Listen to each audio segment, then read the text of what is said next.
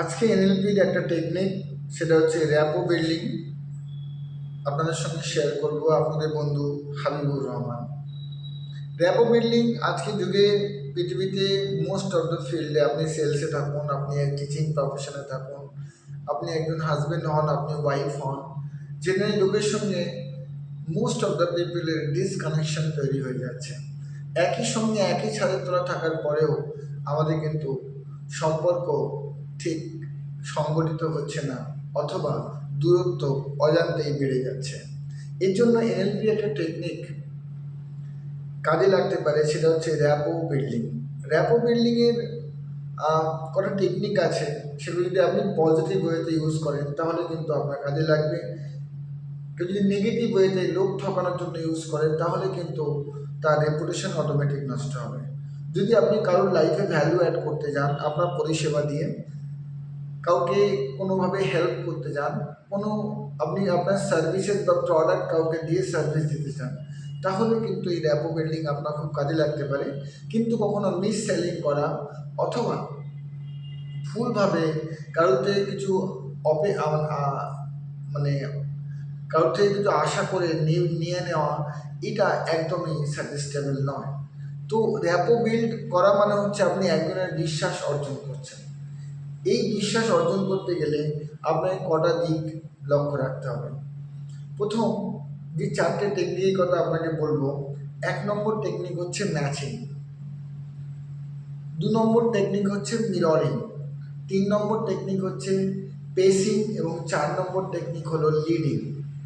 যদি আপনি ম্যাচিংয়ের কথা বলেন, একজন লোকের সাথে যখন প্রথমে আপনি কথা বলতে শুরু করলেন বা শুনতে শুরু করলেন, প্রথমে তিনি যে শব্দগুলো ইউজ করছেন ওই শব্দগুলোকে ভালো করে শুনুন।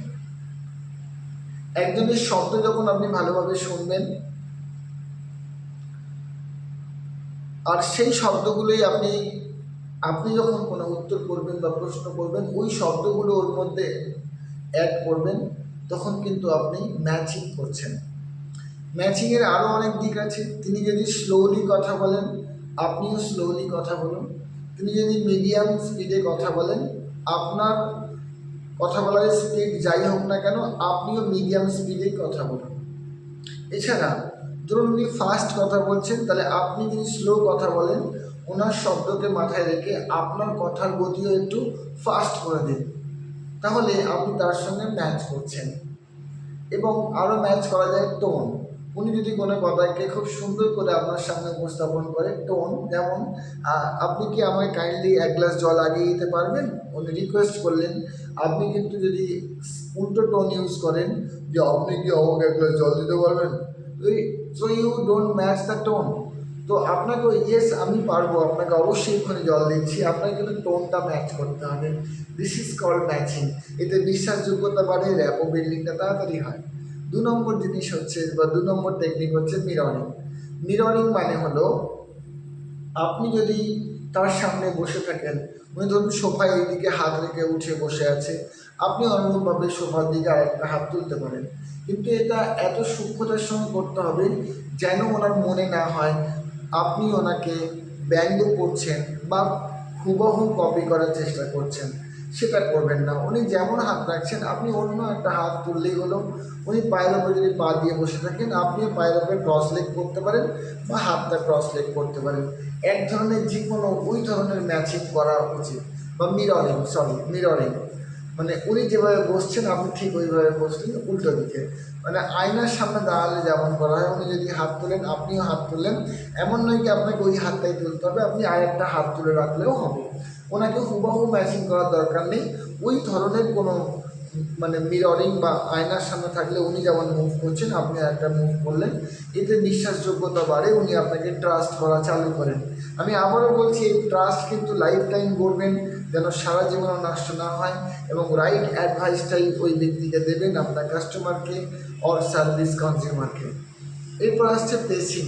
আমরা পেসিংটা খুব একটা সূক্ষ্ম সাবজেক্ট।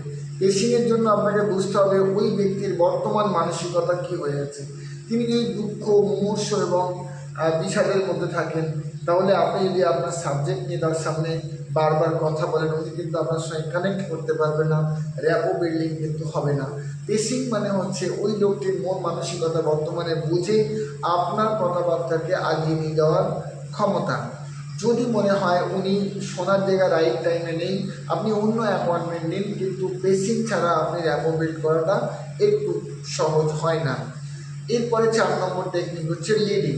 লিডিং মানে হচ্ছে বর্তমান পরিস্থিতিতে ওনার সঙ্গে ম্যাচিং, মিররিং এবং পেসিং করে আপনি ভদ্রলোককে বুঝতে পেরেছেন বা আপনার ক্লায়েন্টকে বুঝতে পেরেছেন যে উনি কী ধরনের মানসিকতার লোক, উনি খুব স্পিডে কথা বলেন না স্লো কথা বলেন।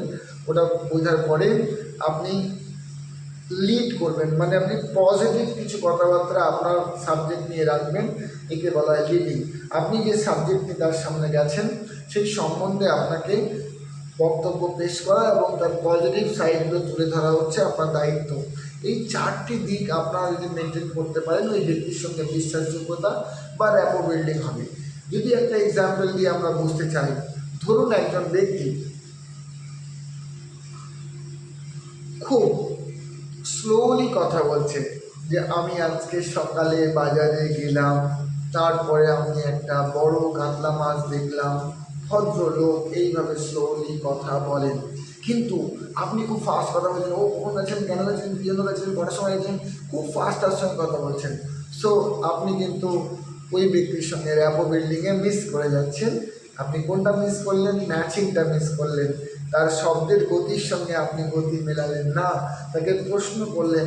উনি রুই মাছ, উনি কাতলা মাছ বলেছেন, বাজার কথাটা বলেছেন, আপনিও বাজার এবং কাতলা মাছটাকে মিস করে গেছেন এবং ওনার শব্দের যে গতিটাকে আপনি মিস করে গেছেন। সো আশা করছি র্যাপো বিল্ডিংয়ের অনেক বড় সাবজেক্ট, আমি খুব ছোট্ট করে বোঝালাম। যদি আপনি ম্যাচিং, মিররিং, পেসিং এবং লিডিংটা শিখে যান, আপনি কারোর সঙ্গে কমিউনিকেশন করতে যাচ্ছেন বা আপনি কারোর সঙ্গে কোনো ডিলিং করতে যাচ্ছেন, অথবা স্পাউস, প্যারেন্টিং, চিলড্রেন, সকলের সঙ্গে আপনি কিন্তু একটা ভালো র্যাপো করে ফেলবেন। তখনই সম্ভব যখন কিন্তু আপনি তাকে বুঝতে পারবেন, বেসিকটা ভালো হবে, তার যে মানসিক অবস্থাটা আপনি বুঝতে পারবেন, তখন ইমিডিয়েট আপনি র্যাপো বিল্ডিংটা ভালোভাবে করতে পারবেন। আপনাদের বন্ধু হাবিবুর রহমান এরকম সুন্দর সুন্দর টপিক নিয়ে আপনাদের কাছে আসবো। যদি আমার এই ভিডিও আপনার ভালো লেগে থাকে, কাইন্ডলি লাইক অ্যান্ড সাবস্ক্রাইব করতে ভুলবেন না এবং শেয়ার করতে ভুলবেন না। আপনাদের সঙ্গে আমার সঙ্গে এতক্ষণ থাকার জন্য আপনাদের সকলকে ধন্যবাদ। Thank you very much. Thank you.